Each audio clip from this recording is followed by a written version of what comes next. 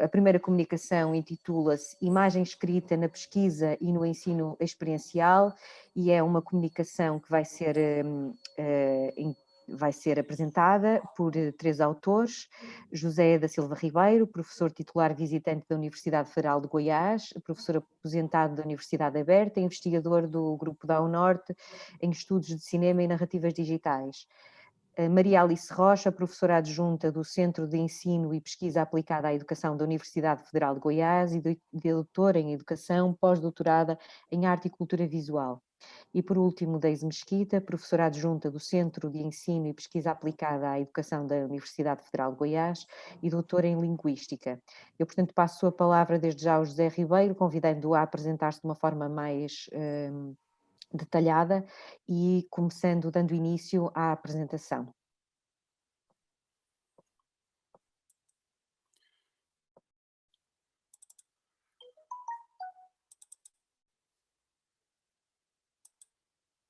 Obrigado, Patrícia. Eu estou a tentar ver se consigo colocar, se consigo colocar então o PowerPoint. Eu não acrescentaria mais nada à apresentação, acho que é suficiente, vamos diretamente ao assunto, até porque o tempo é muito curto. Eu pedi à Patrícia que quando chegasse aos 10 minutos me parasse, porque isto é partido em dois blocos, portanto um bloco que tem uma referência ao trabalho desenvolvido no programa de pós-graduação em Arte e Cultura Visual e depois outro bloco que dialogou com este projeto, que é uma outra pós-graduação que depois a Maria Alice e a Deise iriam apresentar. Eu gostava de no início desta apresentação, apresentar os pêsames pela morte do Marc Piot. Marc Piot foi um antropólogo visual de grande prestígio, quer em França, quer no Brasil. Ele formou uma grande quantidade de pessoas no Brasil e faleceu durante a realização desta conferência. Portanto, eu gostava de expor aqui aos colegas e aos amigos ele foi meu orientador de tese de doutorado, e eu gostava então de expor aqui os sentimentos por esta perda que tivemos em relação com a morte do Marc Piot. O resumo está no programa, mas eu gostava de salientar duas questões que estão aqui sublinhadas.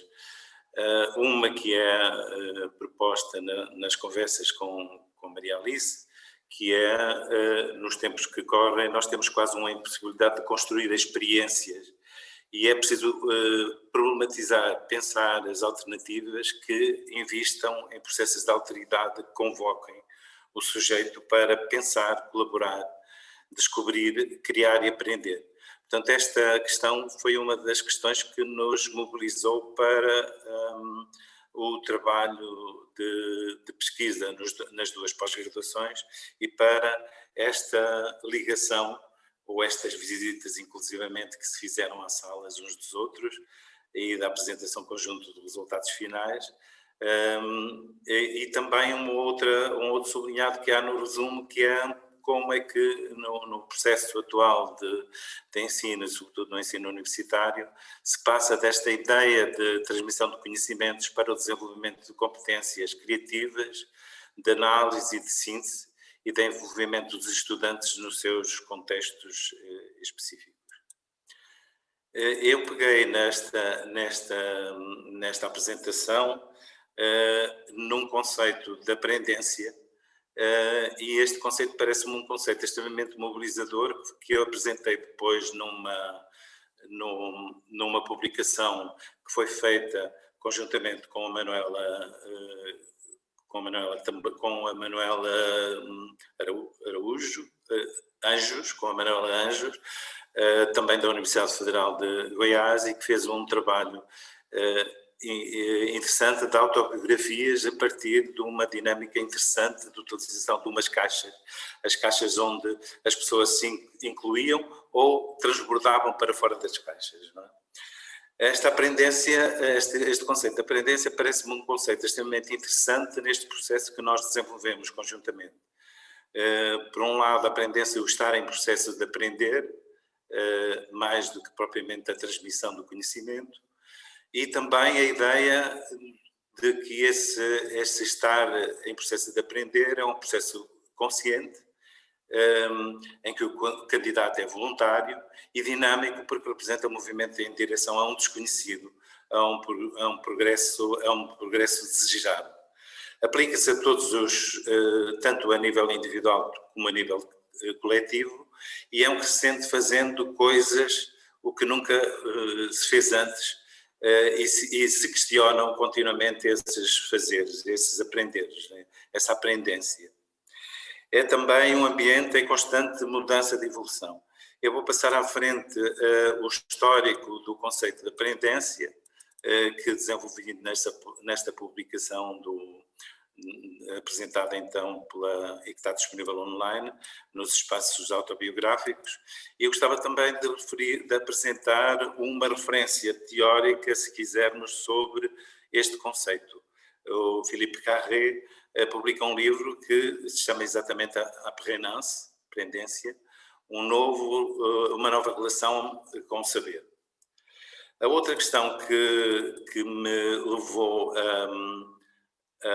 então a desenvolver esta experiência de aprendência no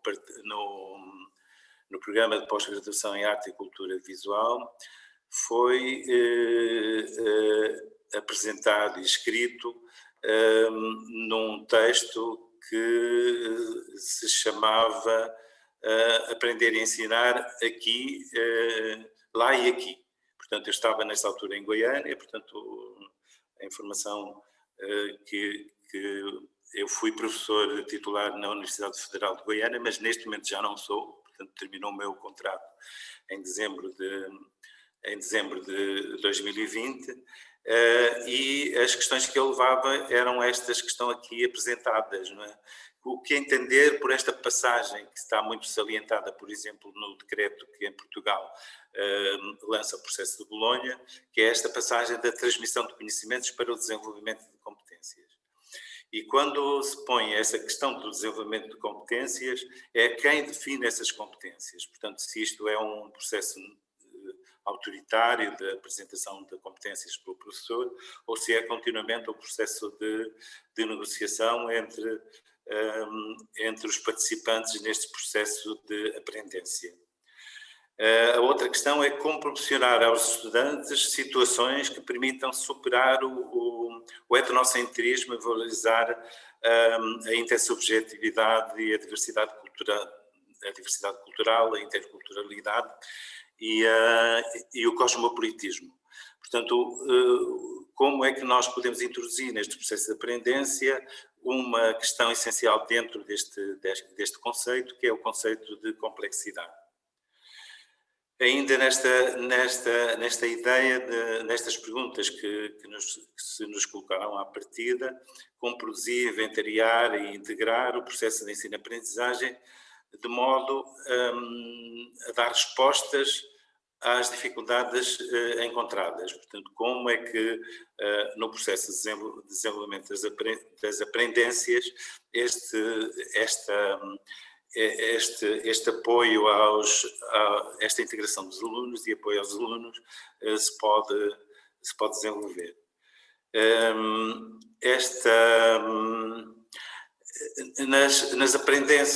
Nas questões relacionadas então com estas primeiras interrogações que nós colocamos, criamos algumas questões, algumas práticas que desenvolvemos na prática de trabalho em aula. Uma das questões era a co-aprendizagem, e nesta co-aprendizagem uma das primeiras questões que nos apareceram como relevantes era saber quem são os alunos e o que fazem neste processo de aprendência.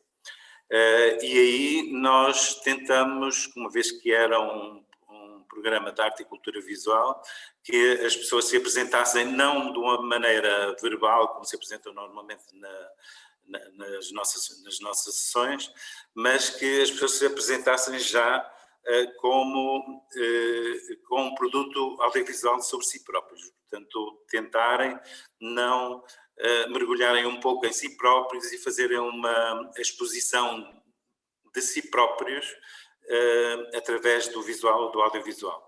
Esta foi uma experiência muito interessante e que teve resultados surpreendentes, que não há tempo para apresentar aqui. A outra questão era que os grupos que apareciam na sala eram muito divergentes, não é? Portanto, na sala,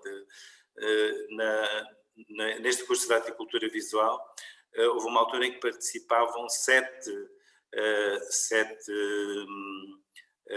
alunos provenientes de 7 programas de pós-graduação. E como é que nós podíamos, de certo modo, pegar nesta diversidade e ver como é que ela era trabalhada. Então, as atividades que se desenvolveram foram sobretudo estas.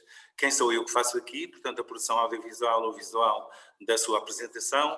Um segundo objeto que se trabalhou nas aulas foi passar os programas Haikai para filme, portanto, seguindo uma metodologia apresentada por Tarkovsky e Flaherty, e que depois se passou disto para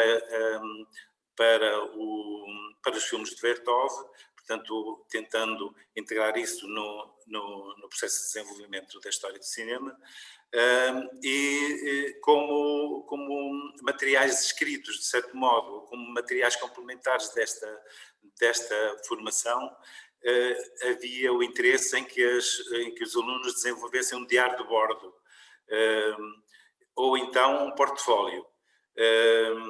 E, finalmente, que apresentassem uma produção audiovisual e essa produção audiovisual seria acompanhada por uma reflexão teórica, não apenas baseada nos textos teóricos, mas numa construção teórica a partir das experiências de campo desenvolvidas na produção do audiovisual final. As referências que eu vos queria indicar são estas. Por um lado, o espaço autobiográficos que foi apresentado então pela Manuela no programa de pós-graduação em arte e cultura visual, e 2 publicações que foram apresentadas aqui na Universidade Nova de Lisboa, do professor Cristóvão Arrieta. Uma delas, a autobiografia de uma sala de aula, e a outra, Diz-me tu quem eu sou. Portanto, são as 2 publicações que, de certo modo, nos inspiraram neste processo de trabalho na sala de aula. Eu já sei que passei 2 minutos e 11 segundos e, portanto, eu termino aqui porque não queria de maneira nenhuma limitar o tempo da apresentação dos colegas.